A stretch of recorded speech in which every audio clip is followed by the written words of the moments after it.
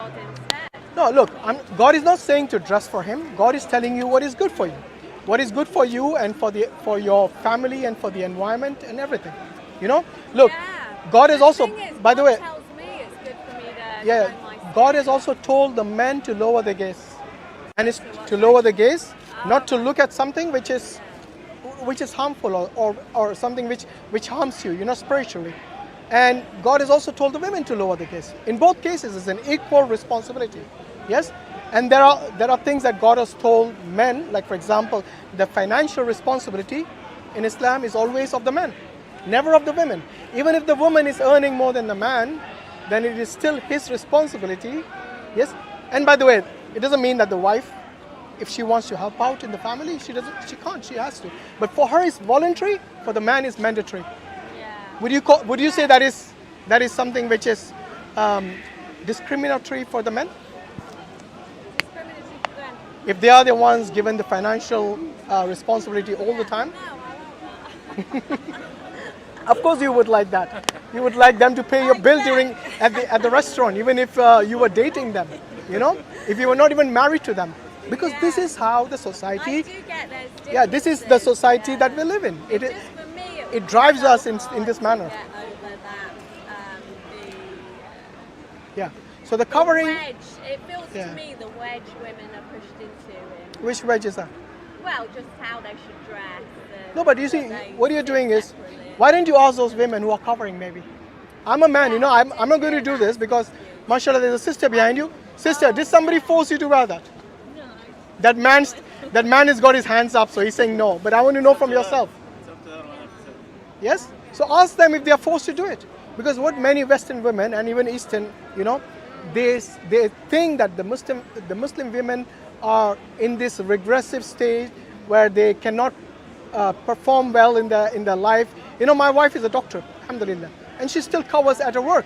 Yes? Yeah. And the thing is that it doesn't stop them doing the things that you would be doing normally in your life. I mean, obviously there are things like partying in the clubs and all that. Even the men are told not to do that, not only women. Right. Oh, well, I tell you, I experienced something the other day. We went to a Somali restaurant, and Nice food, yeah?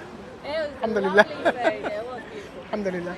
And we got ushered to sit in a booth with curtains around it. Oh, wow. Because I was a woman. MashaAllah. So, I mean, I had no problem with that because I have freedom outside of the restaurant. Yeah. But if that was my life to sit behind a curtain, we could hear the men chatting, speaking to the staff, having a big talk, and I totally agree. You come from a culture and a tradition which is different. Let me ask you this. If you were given a place, let's say in a cinema, yes, and you were given this exclusive place where only you and your husband are with you, Yeah. yes, would you feel special? Even if there was a curtain, even if there was a curtain there where nobody can see you, you can only see the screen, would you not feel special? In fact, people would pay premium to be in that situation. They would pay extra money. So you should go and thank the Somali, give them extra tip, next time, inshallah. Yeah, we did. We had a nice dinner. Look, it's how we perceive the world. If you're going to think that this is something which demeans you, then everything you'll see around you, you will interpret it as such. Yeah. Just put a positive spin on certain things, and you'll get, inshallah. inshallah. Yeah, of The course. evening could have been much richer. Basically, the more people you speak to, I think, life is richer. Yeah. Look, nobody stops you speaking, even if you're in a hijab. Yeah, but unnecessary flirtation is what Islam doesn't prohibit. It is something that Islam prohibits. Yeah. So this is what we are saying. It is, look, end of the day, when your husband or your wife, when they're alone at home, yes, and you're away from them, either at work or somewhere else, yes, you wouldn't expect them to bring some stranger to your home and get busy with them. You wouldn't want that, because that shows that you respect her even when she's alone, or when you will respect him when he's alone at home. And this is what Islam is telling us, to respect each other. You're not a competition. You help out each other. So what Islam does by telling the women to cover and for the men to lower the gaze is that this evil that we find in the society, It is something that can get us quite easily.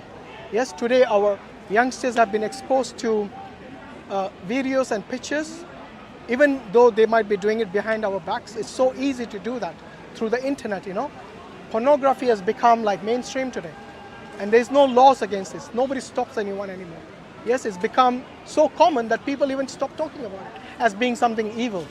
Whereas back in the days, you know, when our parents and grandparents were around, they would go to lengths to stop such things.